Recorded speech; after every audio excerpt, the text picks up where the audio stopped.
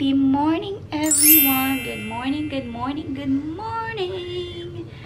Happy Sunday, guys! Today is Sunday and walang pasok today. So, feel ko mag-vlog kasi feeling ko yung, well, meron naman ako upload. Siguro ilang days lang ang nakakalipas. Pero, excited ako mag-vlog ngayon kasi papakita ko sa inyo ang aking Christmas tree. Yes, guys. Kasi, September na. So, every September 1 is nagkakabit talaga ako ng Christmas tree. Kasi nga, para start number. Laging start number ako nagtatayo ng Christmas tree ko. Though, dito sa Canada, after Remembrance Day pa yata sila naglalagay ng mga Christmas decorations or nagtitinda ng mga Christmas decors sa mga stores. Pero ako kasi, hindi naman ako Canadian, guys. So, ang ano ko talaga is, pag nag-start na yung September, month, ayun, meron akong Christmas tree. So, papakita ko sa inyo, guys. Ito ang aking Christmas tree for this year. Ay, I'm so excited. Excited. So, charan! Ayan siya, guys. Ayan ang aking Christmas tree. So, ang theme ko ngayon is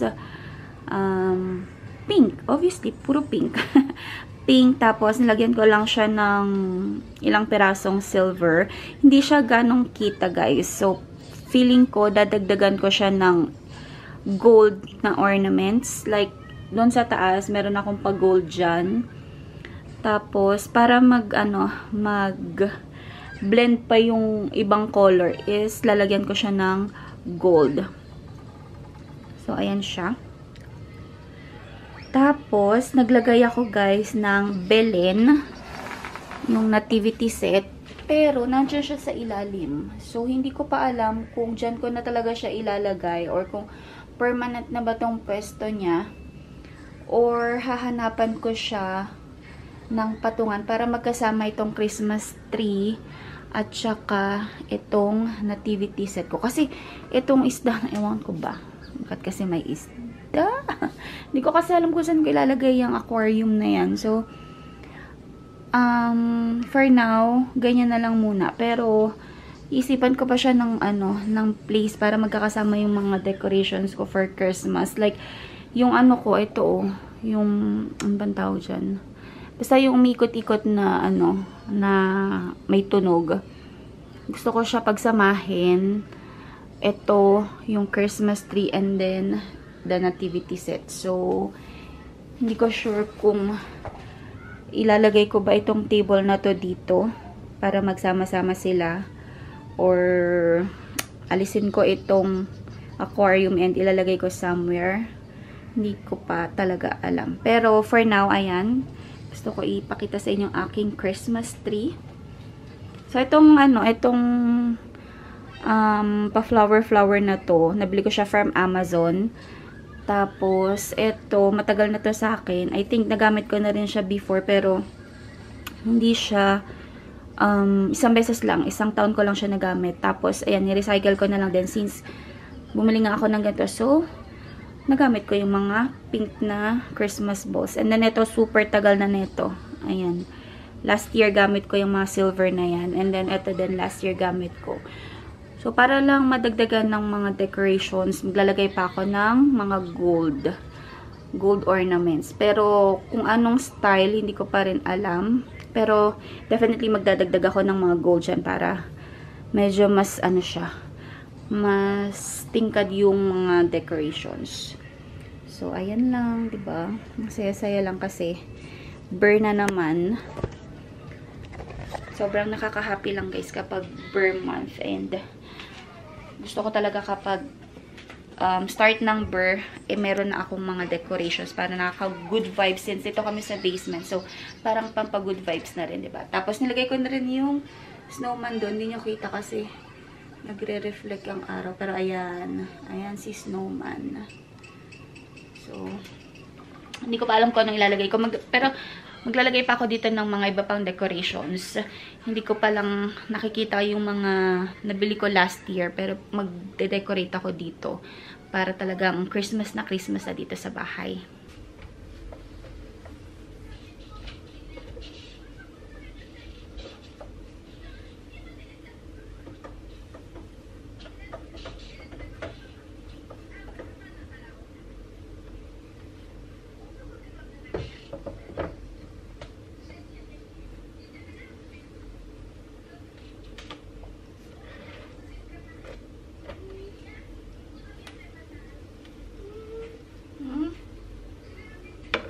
What?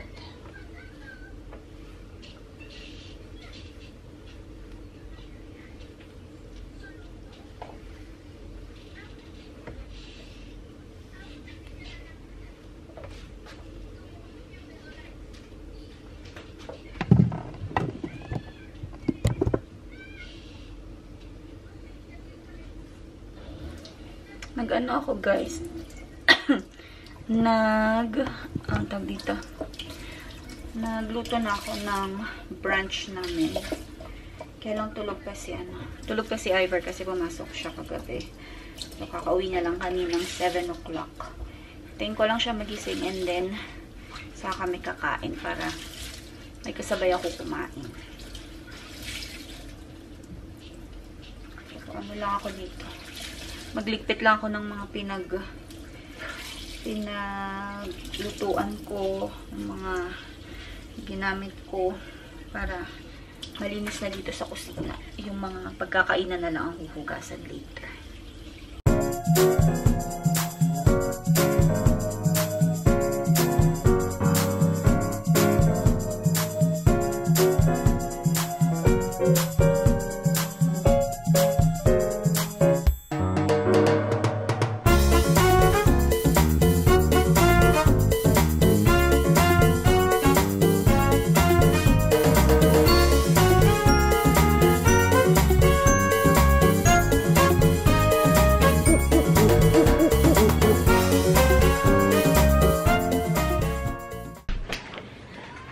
Mayroon akong package from Amazon, guys. Ang ganda na aking pa-background, oh. My Christmas tree and the Kuromi. Girl na girl. So, open natin ito. Ito yung yung hair wax. Para kapag nag-iipit kami ng mga bata, hindi siya yung nagtatanggalan dito sa dito sa likod, tsaka dito sa gilid-gilid. Kasi, mostly sa work, naka-ponytail ako. So, gusto ko maayos yung ponytail. So, ayan. Sweet View yung brand niya. Sweet View Hair Wax. Plus, meron siyang kasama mga ito yung mga pasuklay niya. Ito kasi yung first na nag-pop up dun sa Amazon nung sinearch ko. So, ito na yung kinuha ko. Tsaka nakita ko yung mga reviews gamit din ng mga bata. So, mostly din kasi gagamitin ko kay Ravi tsaka kay Raven. So, magsabihin, okay siya for kids. And then this one. So, tatlong tools. Ayan siya. And then, ito yung pinaka hair wax. Hindi ko alam kung nahulog. Parang feeling ko may scent ito. Not sure. Meron din pala siyang expiration date. So, 2027 pa yung expiration date niya. Which is matagal pa. Siguro naman maubos ko na yun. Or maubos ko na to before siya mag-expire. So, we'll see. May natin yung yung pinaka-wax niya kung may scent pa siya or unscented. So, ayan siya.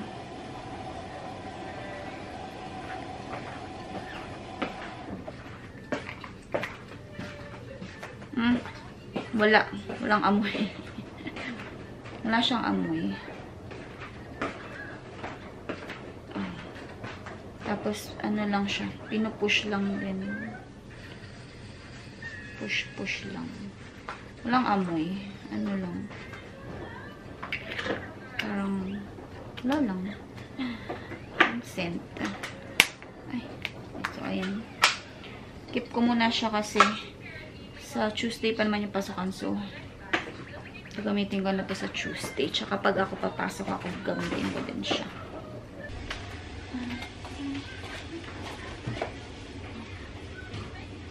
Ano ko? Papatimpla si Madam Raven ng milk. Timpla natin siya. Nagkatas na to kanina pero Ewan ko bakit patimpla pa ulit.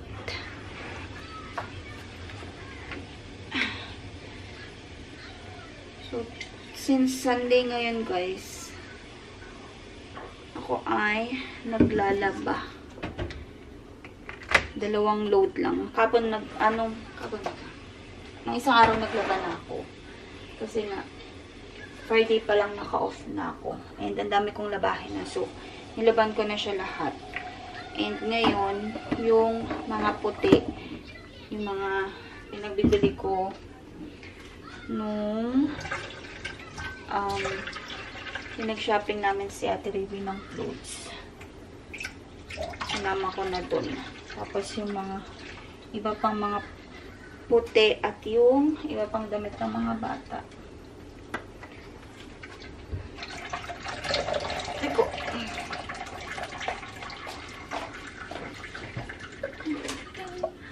Eko.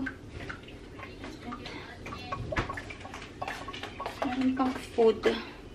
Gusto ko kumain pero hindi ko alam kung anong kakainin ko. Parang feel ko lang magmangga. Meron kasing mangga sa taas. So, kumuha ako. Ayan. Ano pa siya? Matigas pa talaga. Green na green pa. Tapos, ito galing sa trabaho ni Mr. Apple. Kasi meron daw silang puno ng apple dun sa house nila. And, bagay yun sa bagoong. Hindi ko alam kung natikman yun na itong bagoong na ganito guys. Nagustuhan ko to nung nag-camping kami. Ito yung dala nila. Yung Zamboanga Kusina. Ayan. Para siyang hindi man siyang parang. Talaga matamis siya guys. Matamis. Pero meron daw spicy nito. Kaya lang, hindi pa ako nakakita ng spicy niyan. So, next time, pag nakakita ako, yun ang bibilin ko kasi masarap din yung bagoong kapag medyo maanghang siya. Tapusin ko lang yung milk ni Raven and then hanap ako ng makukutkot na food. Mga chips lang siguro. Ayan, dyan na naman siya. Dyan na naman siya. Kanina, parang feeling ko nakita niyo siya nagmi-milk. Nung nag-intro ako. Tapos ngayon, ayan, nag-request na naman siya ng milk. So, ito yung napili ni Ate Ravi na outdoor shoes niya. Kasi meron siyang indoor na kasya sa kanya. Yung mga pinasukat ko before. Nagkasya naman. And, ito na yung gagawin niyang outdoor shoes. So, papakita niya kung talagang marunong siya mag-tie ng shoelace.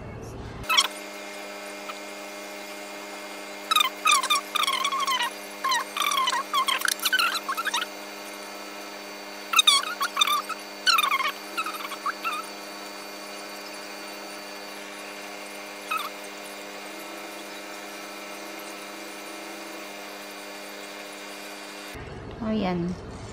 Gawa naman niya.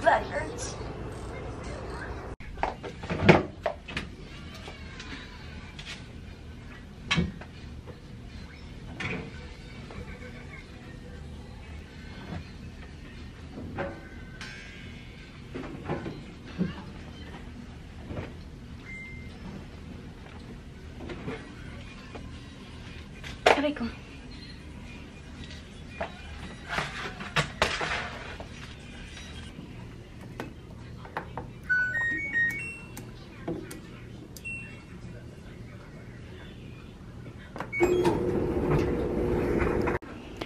Nakatulog na si Raven.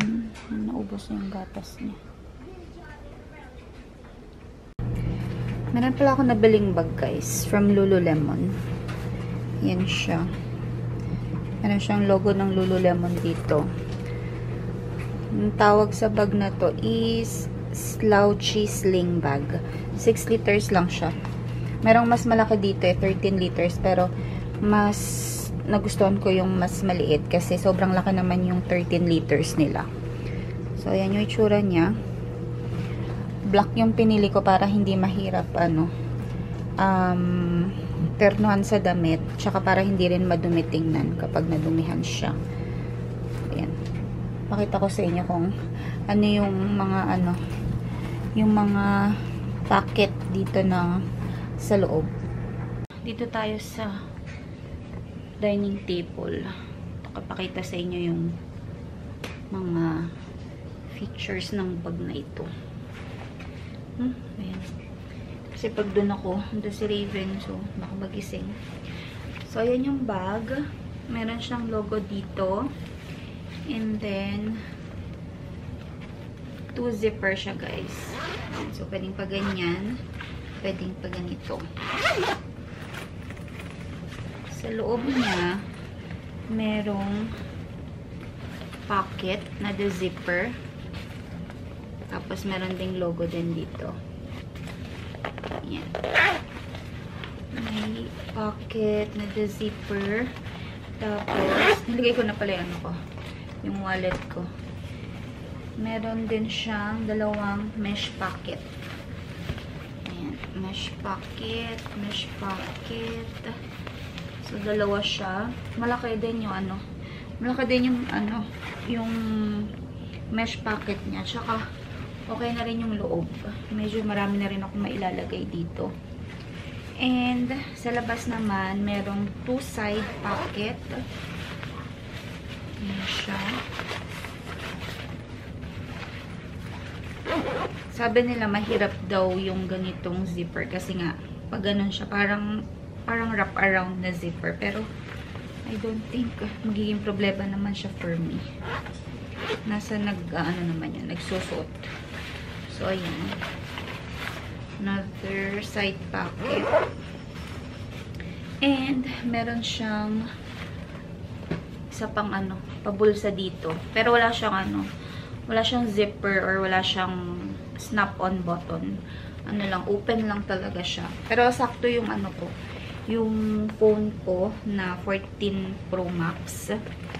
Ano siya, talagang fit na fit siya dito. Hindi naman siya yung mahuhulog kasi saktong-sakto nga siya. Medyo, ano yan? Basta yung wala siyang space, hindi siya yung aalog-alog. Kaya pag nilagay mo yung phone mo, secure naman yung phone mo dito sa side or sa likod. Pero, never ako naglalagay ng cellphone, guys, sa mga packet na walang zipper. Kailangan talaga nakalagay sa loob or at least may zipper para talagang sure na hindi siya mahuhulog. So, ayun siya. So, ito lang yung laman niya for now. Nagay ko lang yung wallet ko. Yung ano. Hindi ko pa rin tinatanggal yung tag niya kasi hindi ko pa naman siya ginagamit. Siguro pag ano, pag aalis kami, gamitin ko na. So, yan. Cute lang. Time check. It's 10:34. 10:34 na ng gabi. So, punta na kami sa kwarto kasi. Ay ko. Gabi na. Ay, katakot. Bubuksan ko na itong ano. Christmas lights. Para ito na yung night light. So, ganyan yung itsura niya kapag may ilaw.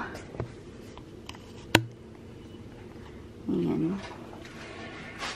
Parang sa camera, parang hindi kompleto yung Christmas lights niya. Pero, kompleto yan, guys. So, ganyan siya kapag naka-steady lang. Kapag iba-ibang color naman is ganito ang itsura. Meron ding nagbi-blink-blink. Ayan, blink-blink siya.